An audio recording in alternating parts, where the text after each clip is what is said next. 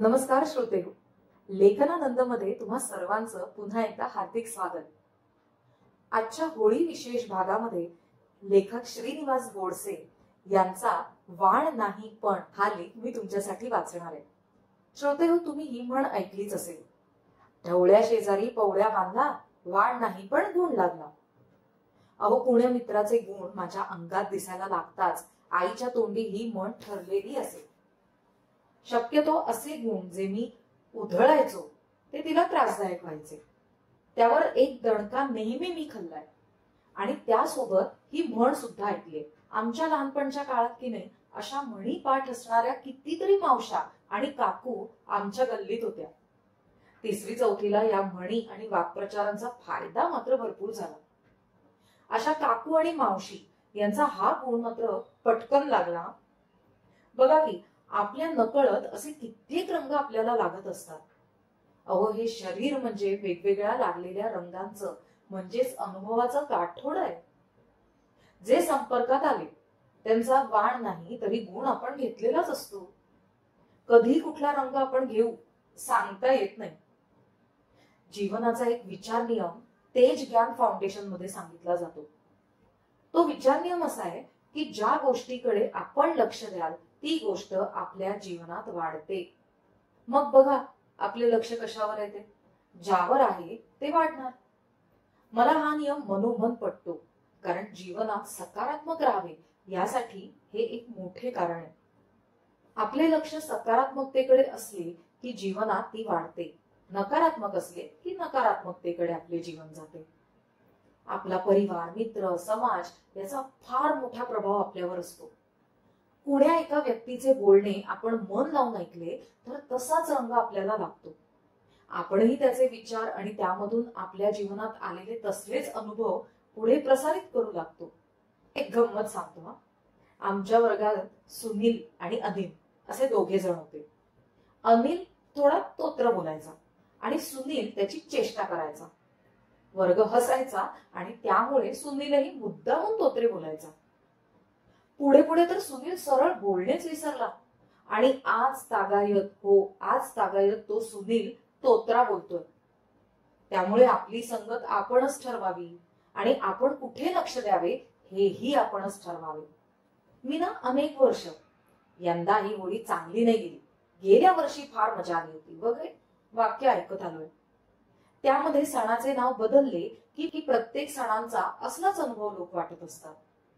फक्त सणच नाही तर सीझनही, जसे उन्हाळा, पावसाळा, हिवाळा पण कधी जास्त तर कधी कमी, पण त्रासदायक ते लोक पटकन व्यक्त करतात। त्या सीझनचे, सणाचे सुख विसरतात। मग हाच विचार समाजात पसरतो। पिढ्यानपिढ्या लोक असे बोलत आले आहेत। पण गतवर्षी होळी होती तेव्हाही आपण असेच बोललो होतो हे मात्र सोयीस्करपणे विसरतात। वर्तमानात जगाल तर नवा रंग अनुभवायला मिळेल, नाहीतर तुलना ही आलीच हो। ही तुलना ना दुःखाची बहीण आहे, ती लगेच दुःखाला बोलवून घेते।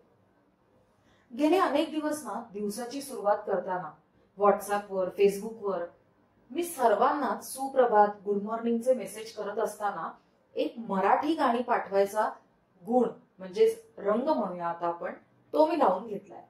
मग माझे आप्त तो पुढे पाठवतात। आमचा ना बाळकृष्ण बुवा संगीत साधना ग्रुप आहे। त्या ग्रुपवर माझे मित्र स्वागतजी थोरात हे गाणे पोस्ट होतात, काहीशा थोड्याच वेळात त्याचा ऑडिओ पण पोस्ट करतात।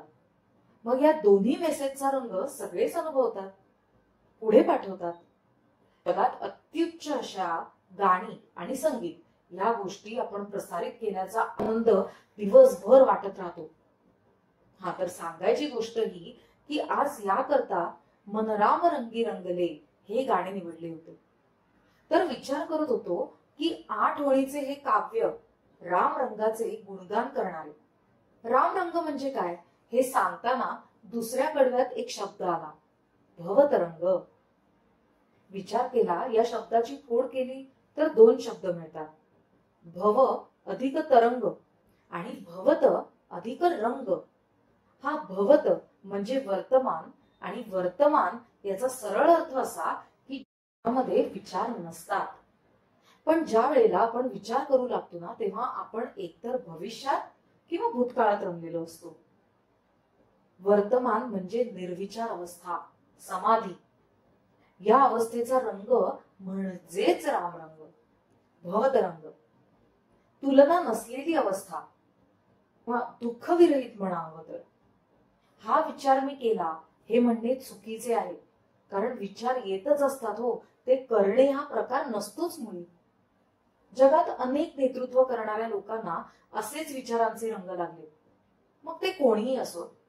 या विचारांचे रंग त्या त्या नेतृत्वाने सर्व समाजाला लावलेत. हे वाण नाही पण गुण लागणे या प्रकाराने अनेक जीवने अशीच विचाराने भरून संपूर्ण झाले. हेच बघा ना, जिजाऊंनी शिवबाला हा रंग लावला, शिवबाने मावळ्यांना लावला, मग जन्म झाला महाराष्ट्र धर्माचा. असाच पांडुरंग नामा तुका मुक्ता ज्ञानाने वारकऱ्यांना लावला. असाच बजरंग मारुतीने वानर सेनेला लावला.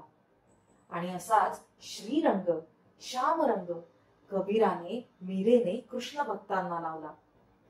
दे बसंती चोला या गाण्याने स्वातंत्र्यपूर्व काळात लोकांना वेड लावले. अहो, बसंती रंग म्हणजेच भगवा रंग ना. देशप्रेम देशभक्ती दे या अर्थाने घेतलेला. हे गीत हृदयापासून गायले गेले तेव्हा. साहिरच्या इश्क इश्क कव्वाली मध्ये एक कडवे आले आहेत. बहुत कठिन है डगर पनघट की, कैसे मैं भर लाऊं जमुना से मटकी, कैसे मैं भर लाऊं जमुना से मटकी. कनिया भरन को मैं जो गई थी, दौड़ झपट मोरी मटकी पटकी. बहुत कठिन है डगर पनघट की, लाज राखे मेरे घूंघट पटकी. कैसे मैं भर लाऊं जमुना से मटकी, बहुत कठिन है डगर पनघट की. याचा गुढार्थ मी पाहिला आणि दंगच राहिलो. तो असा की साधनेची वाट बिकट आहे, त्यावरून चालायचे म्हणजे अवघड आहे. यमुनेवरून पाणी भरणे म्हणजेच आपल्या वृत्तीत असणे ही आपल्या मनाची सवय.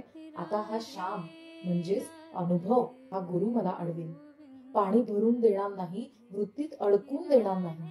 अशा कृष्ण कन्हैयाला अनेक जण प्रार्थना करतात, श्याम पिया मोहे रंग दे चुनरिया, अपने ही रंग में रंग दे चुनरिया. तुझा रंग मला दे, माझे अस्तित्व तुझे होऊ दे, तुझी भक्ती मला दे.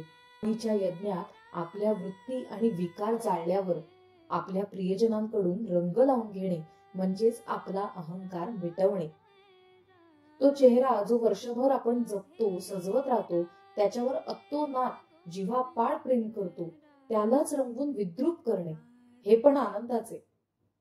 हे हा होळी धुळवड रंगपंचमी हा सण शिकवतो. आपले अस्तित्व संपवून जगण्यातही मजा आहे हे शिकवतो. सत्संगाचा संग धरून आपल्या वाईट विचारांचा भंग करून नव्या विचारांच्या प्रेमात दंग होणे म्हणजेच होळी धुळवड रंगपंचमी. होळीच्या धुळवडीच्या रंगपंचमीच्या आपणास मनपूर्वक शुभेच्छा. तर श्रीनिवास गोडसे लिखित वाण नाही पण हा लेख तुम्हाला कसा वाटला हे आम्हाला जरूर कळवा. आणि हो, आमच्या चॅनलला लाईक आणि सबस्क्राईब करायला विसरू नका. धन्यवाद.